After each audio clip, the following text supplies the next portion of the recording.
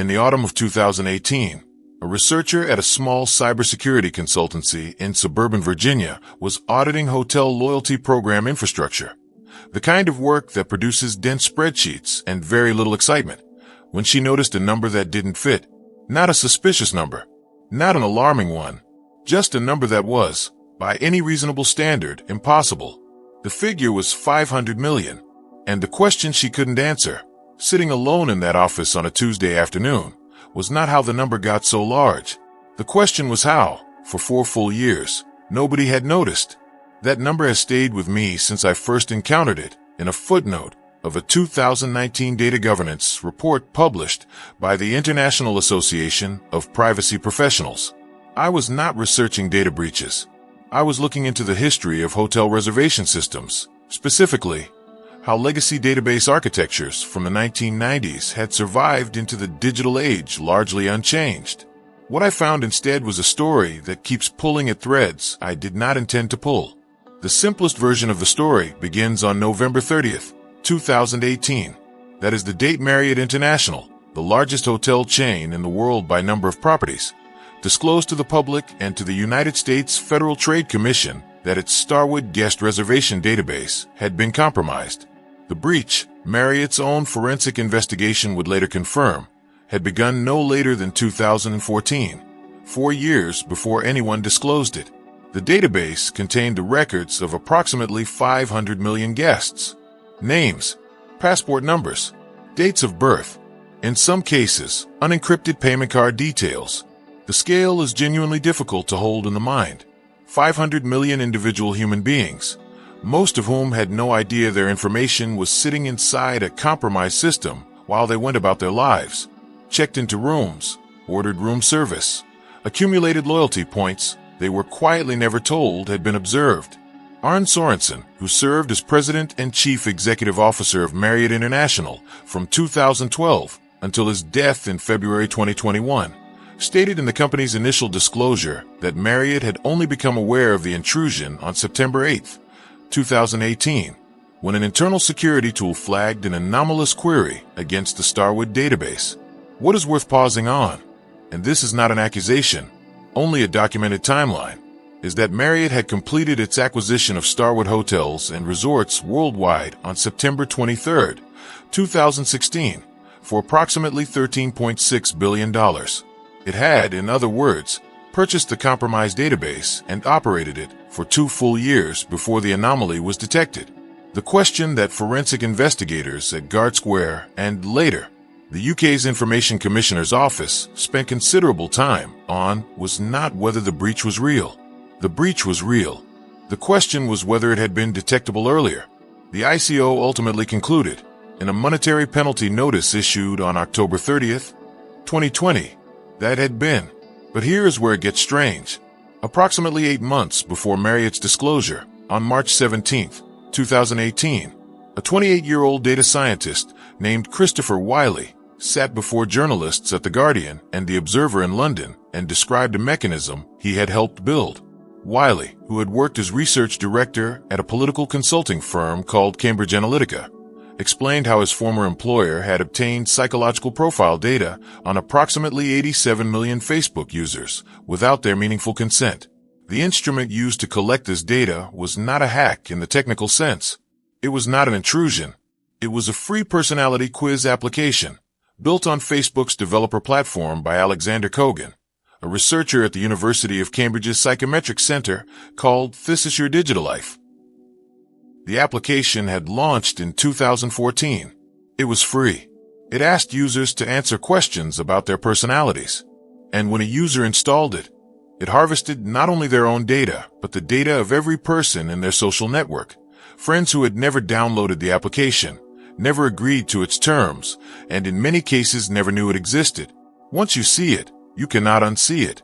2 massive data collection events, both beginning in 2014, one using a technical intrusion and one using a compliant application architecture, both harvesting the kind of granular personal detail, location, behavior, relationship structure, that would have been unimaginable to compile manually a generation earlier. Wiley's testimony before the United Kingdom's Digital, Culture, Media and Sport Select Committee on March 27, 2018 introduced the figure of 87 million profiles. Alexander Nix, who had served as chief executive officer of Cambridge Analytica since 2013, was suspended by the company's board on March 20th, 2018, 3 days after Wiley spoke to the press, following the broadcast of undercover footage by Channel 4 News. Cambridge Analytica filed for insolvency on May 2nd, 2018. The company ceased operations.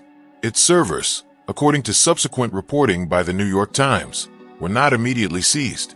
What happened to 87 million profiles after the company that held them dissolved? This is where inference becomes necessary, and where I want to be careful to label it as such. I am not asserting that the data migrated anywhere specific. What I can say is that the U.S. Federal Trade Commission, in a complaint filed against Facebook on July 24, 2019, the same day it announced a $5 billion settlement, the largest penalty in the agency's history against a technology company, stated explicitly that the company had failed to restrict third-party developers from accessing user data and had failed to verify that developers deleted data they had obtained. The FTC's complaint names Facebook's data practices between 2012 and 2019. The $5 billion figure sounds large. Facebook's revenue in 2018 alone was approximately $55.8 billion. The pattern repeats with unsettling precision. A third thread runs parallel to both. In December 2016, Yahoo Incorporated, then headquartered in Sunnyvale, California, disclosed that a data breach affecting approximately 1 billion user accounts had occurred in August 2013. 6 months later, in October 2017, the company revised that figure to 3 billion accounts, every Yahoo account that existed at the time of the breach. 3 billion. The company's chief information security officer, Bob Lord, issued a statement on October 3, 2017, confirming the revised figure. Yahoo had been acquired by Verizon Communications on June 13, 2017, for approximately $4.48 billion, a price that had already been reduced by $350 million following the initial disclosure of the breach. Verizon had, like Marriott with Starwood, purchased an infrastructure whose full compromise was not yet known at the time of the transaction. Once you see it, you cannot unsee it. 3 separate events, each beginning years before its disclosure, each surfacing at the moment of a corporate transaction or a regulatory trigger rather than at the moment of the underlying event.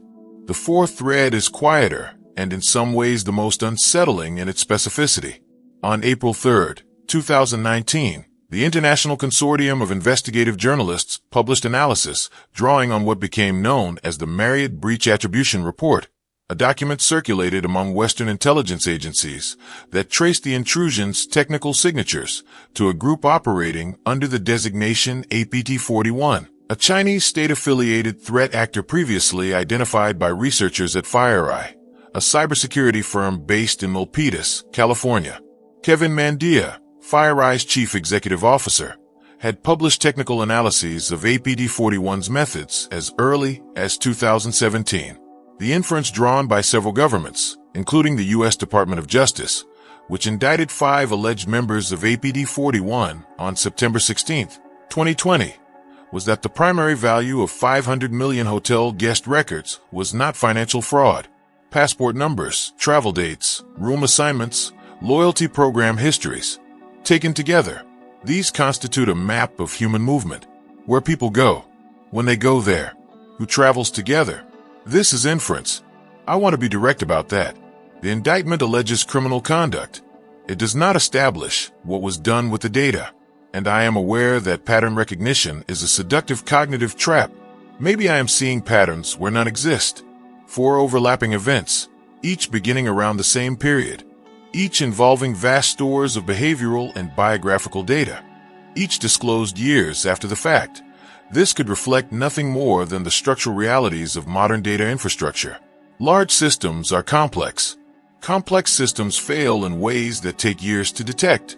The simplest explanation is often correct. Organizations are not well equipped to audit the security of systems they have recently acquired. Regulatory pressure to disclose breaches was inconsistent and underenforced before the General Data Protection Regulation took effect on May 25, 2018. and the value of personal data simply wasn't treated as an asset worth protecting in the same way that financial assets were. That concession is genuine. I believe it. And yet the timeline nags. Each of these events began in 2013 or 2014. Each was disclosed between 2016 and 2018. Each disclosure followed an external trigger, an acquisition, a whistleblower, an internal security alert, rather than a proactive audit. And in each case, the data involved was not primarily financial.